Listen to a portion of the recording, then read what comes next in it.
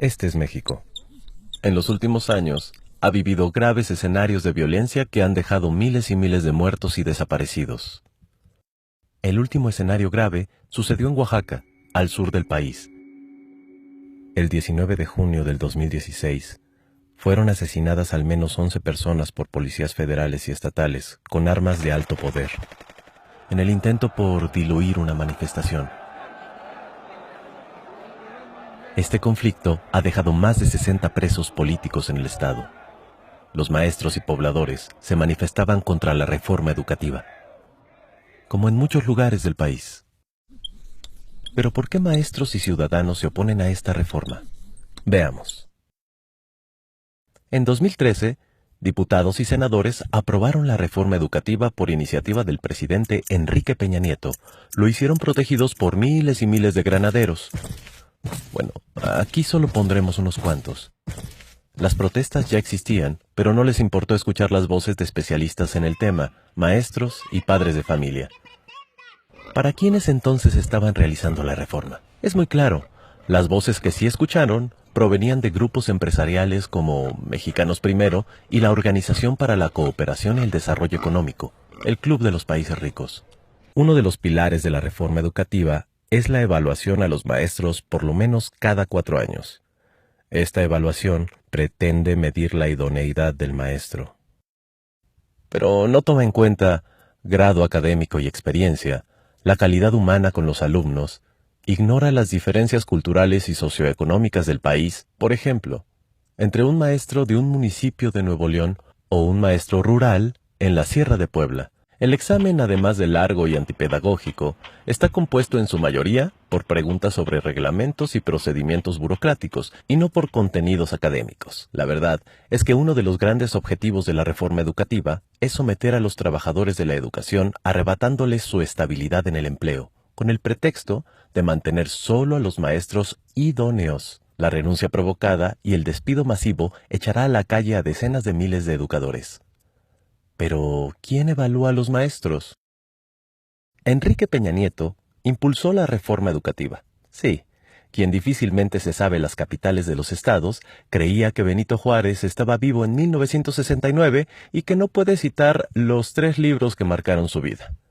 Este hombre, preocupado por la educación, tiene la facultad de nombrar al Consejo Directivo del Instituto Nacional de Evaluación Educativa.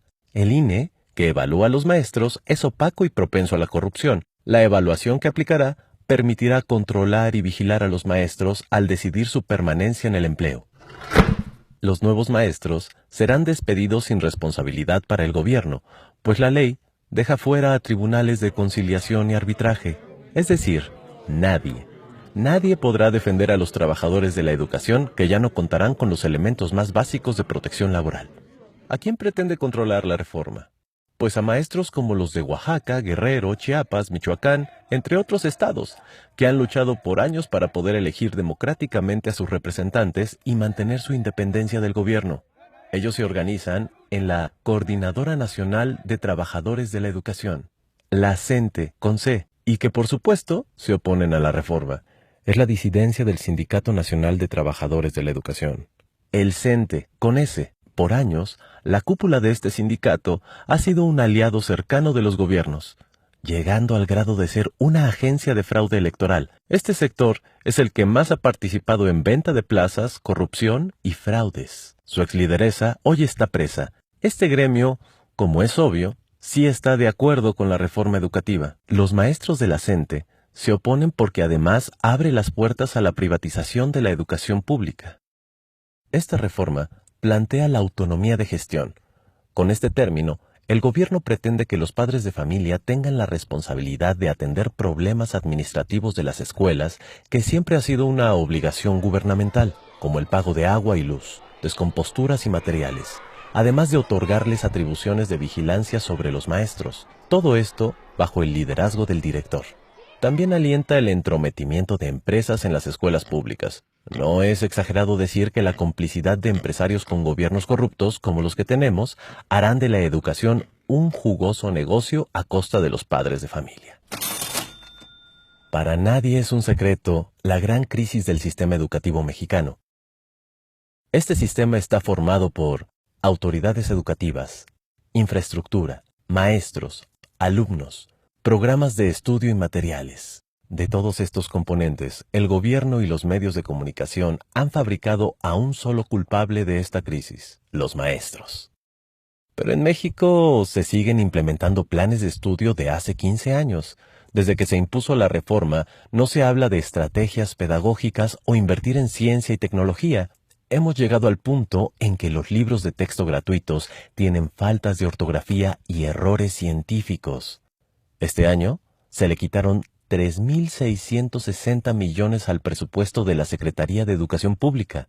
¿Le interesa al gobierno la educación de los ciudadanos? Los maestros que se han movilizado contra esta reforma no han dejado de ser llamados huevones, vándalos, privilegiados. Los medios de comunicación hacen una campaña de odio. Seamos sinceros. ¿Qué privilegio puede tener una maestra oaxaqueña de primaria que en promedio gana 8,000 pesos mensuales al lado de los verdaderos privilegiados? Muchos mexicanos no tenemos estabilidad laboral, seguridad social, jubilación, vacaciones, ya no se diga aguinaldo.